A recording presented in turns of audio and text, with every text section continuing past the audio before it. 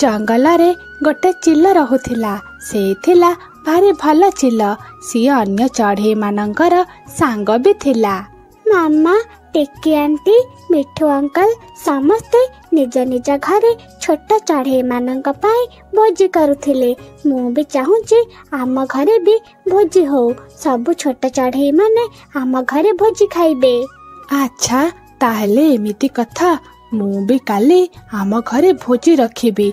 मु सबु चढ़ई छुआ को बर्गर करी खाइबाकू देबी। कौन हेला मामा? बर्गर भारी भल हेबो। मु जाई मो सांग मानंकु सब कहि देई कि आसे। हौ तू जाई कहि दे। मु भी जीबी आउ समस्तंक घरे निमंत्रण करि देई आसीबी। चढ़ई तू तो पुओ मंटू को मो घर को पठेबू।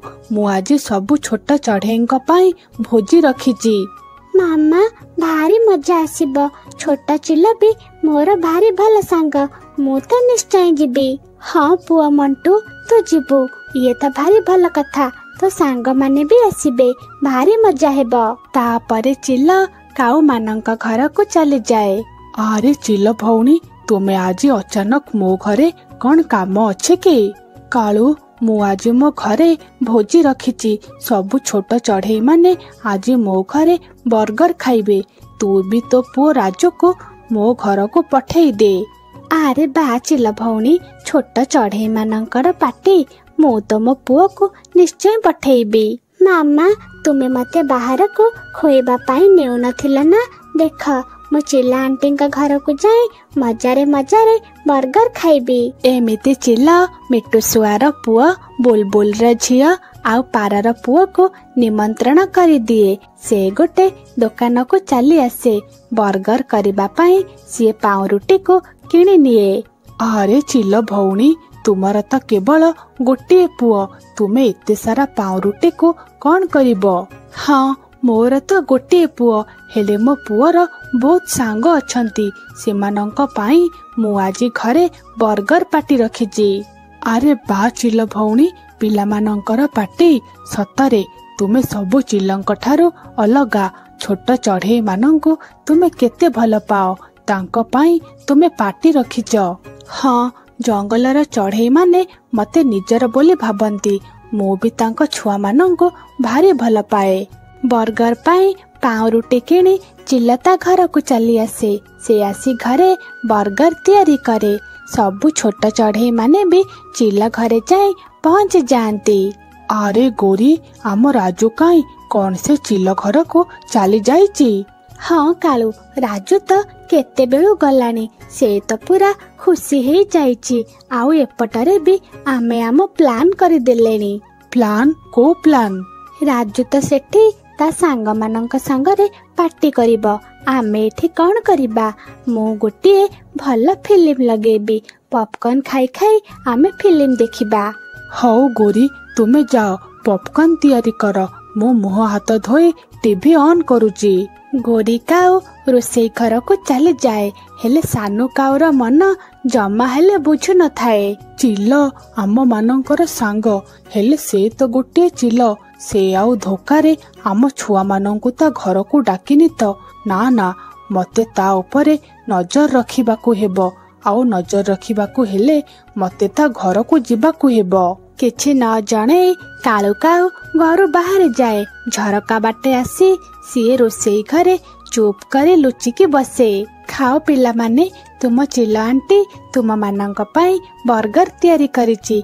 तुमे समस्ते पेट पूरे के खाओ। चिल्ला आंटी तुमे भारी भला। तुमे आमरा केते जत्न नेउच। चिल्ला आंटी बर्गर तो भारी स्वादिया हेची। मु तो दुईटी खाइबी। अरे तुम मानंकर जेते इच्छा तुमे खाओ। ए सब तो मु तुम पाई तैयारी करिची। ए सब देखी कालू काऊर मन को टिके शांति लागे। अरे मु तो बेकार रे चिंता करुथिली। एई चिल्ला तो आम छुआ मानंकर केते ध्यान रखुची। रोषेई घरे तो आहुरी बर्गर थुआ हेई थाए। ताको देखी कालू काऊ को भोक लागे। अरे ए बर्गर रो केते बढ़िया बास्ना आसुची। भल हेईची। चिल्लया को ए रोषेई घरे रखिची। मु भी या भितरु गोटे खाई दउची। एमिति कही कालू काऊ ଗୋଟିଏ ବର୍ଗର ଖାଇଦିଏ। ବର୍ଗର ଖାଇସାରିବା ପରେ ତାକୁ ତ ଭାରି ଜୋରରେ ନିଦ ଲାଗେ। ସିଏ ସେଇ ରୋଷେଇ ଘରେ ଶୋଇପଡ଼େ। ପିଲାମାନେ, ତୁମେ ସମସ୍ତେ ପୁଣି ଆଉ କେବେ ଆସିବ? ତୁମେ ସମସ୍ତେ ଆଜି ଆସିଲ, ମତେ ଭାରି ଖୁସି ଲାଗିଲା। ତାପରେ ସବୁ ଛୁଆ ଚଢ଼େଇ ମାନେ ସେଠାରୁ ଚାଲି ଆସନ୍ତି।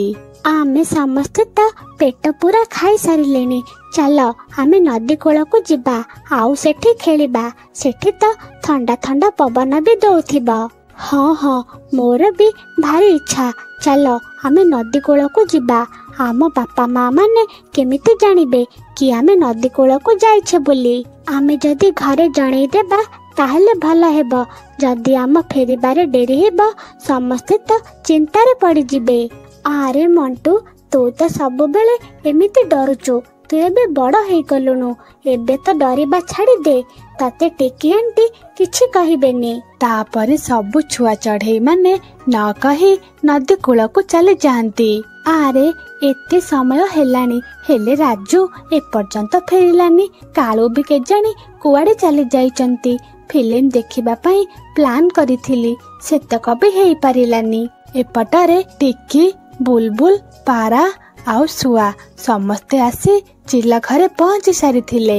ଆରେ ଚିଲ ଭଉଣୀ, ତୁମ ପାଟି ଏତେ ଲମ୍ବା କେମିତି ହେଲା? ଛୁଆମାନେ ସବୁ କୁଆଡ଼େ ଯାଇଛନ୍ତି? ହଁ ହଁ, କିଛି ସମୟ ପରେ ତ ରାତି ହେଇଯିବ।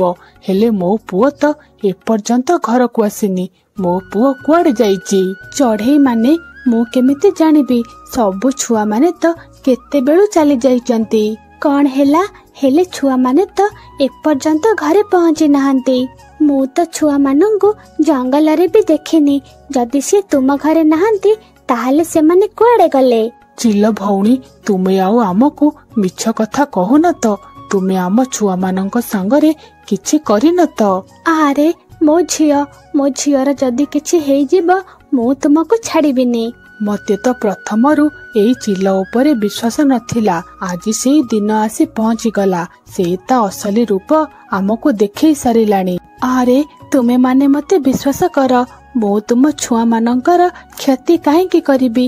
ସେ ତ ସମସ୍ତେ ମୋ ପୁଅର ସାଙ୍ଗ। ଆରେ ତୁମେ ଏମିତି କେମିତି କରିପାରିବ?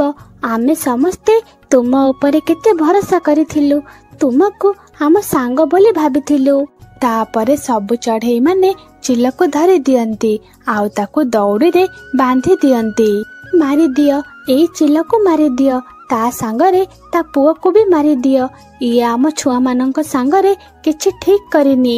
ମାମା ମାମା, ଛାଡ଼ିଦିଅ, ମୋ ମାମାକୁ ଛାଡ଼ିଦିଅ। ଶୁଆ ଚିଲର ପୁଅକୁ ମାରିବାକୁ ଯାଉଥିଲା। ଠିକ୍ ସେତିକି ବେଳେ କାଳୁ କାଉର ନିଦ ଭାଙ୍ଗିଗଲା। ସେ ସାଙ୍ଗେ ସାଙ୍ଗେ ବାହାରକୁ ଚାଲି ଆସିଲା। ଆରେ ଆଜି ତ ଭାରି ଭଲ ନିଦ ଆସିଲା। ଆରେ ଏ କଣ?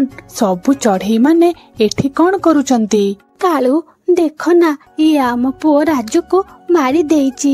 ଇଏ ଗୋଟିଏ ଯୋଜନା କରି ସବୁ ଛୁଆ ମାନଙ୍କୁ ଘରକୁ ଡାକିଲା ଆଉ ତାଙ୍କ ସାଙ୍ଗରେ କଣ କରିଛି ଦେଖ। ଗୋରି, ନା ନା, ତୁମେ ଏ କଣ କହୁଛ? ମୁଁ ନିଜ ଆଖିରେ ଦେଖିଛି। ଏଇ ଚିଲ ଭଉଣୀ ତ ଆମ ଛୁଆମାନଙ୍କୁ ଭାରି ସ୍ନେହରେ ବର୍ଗର ଖାଇବାକୁ ଦେଉଥିଲେ। ମୋର ବି ଏଇ ଚିଲ ଉପରେ ଭରସା ନଥିଲା। ମୁଁ ସେଇଥିପାଇଁ ରୋଷେଇ ଘରେ ଲୁଚିକି ବସିଥିଲି ଆଉ ମୁଁ ସବୁ ଦେଖିଲି। ଆଚ୍ଛା, ଯଦି ଏମିତି କଥା, ତାହେଲେ ଆମ ଛୁଆମାନେ କୁଆଡ଼େ ଗଲେ? ସେ ଏପର୍ଯ୍ୟନ୍ତ ଘରକୁ କାହିଁକି ଫେରି ନାହାନ୍ତି? ତାପରେ ସମସ୍ତେ ଜଙ୍ଗଲରେ ତାଙ୍କ ଛୁଆମାନଙ୍କୁ ଖୋଜନ୍ତି। ଶେଷରେ ନଦୀ କୂଳରେ ସେମାନଙ୍କୁ ତାଙ୍କ ଛୁଆ ମିଳିଯାଆନ୍ତି। ମାମା, ରାଜୁ କହିଲା ଆମେ ସମସ୍ତେ ମିଶି ନଦୀ କୂଳରେ ଖେଳିବା। ହେଲେ ପିଲାମାନେ, ମୁଁ ତୁମକୁ କଣ ଶିଖେଇଥିଲି? କୁଆଡ଼େ ଗଲେ ଆଗେ କହିକି ଯିବ। ଯଦି କାଳୁ ଭାଇ ଆମକୁ ନ କହିଥାନ୍ତେ, ଆମେ ତ ସେଇ ଚିଲକୁ ଏତେବେଳକୁ ମାରି ସାରନ୍ତୁଣି। ସବୁ ଚଢ଼େଇ ମାନେ ନିଜ ନିଜ ଭୁଲ ବୁଝି ସାରିଥିଲେ। ସେ ସମସ୍ତେ ଯାଇ ଚିଲକୁ ଭୁଲ ମାଗିଲେ। ସାଙ୍ଗମାନେ, ଆମ ଗପକୁ ଲାଇକ୍ କରନ୍ତୁ, ଆମ ଚ୍ୟାନେଲକୁ ସବସ୍କ୍ରାଇବ୍ କରନ୍ତୁ ଆଉ ଆଜିର କାହାଣୀଟି ଆପଣମାନଙ୍କୁ କେମିତି ଲାଗିଲା କମେଣ୍ଟ ମାଧ୍ୟମରେ ନିଶ୍ଚୟ ଜଣାନ୍ତୁ। ଧନ୍ୟବାଦ।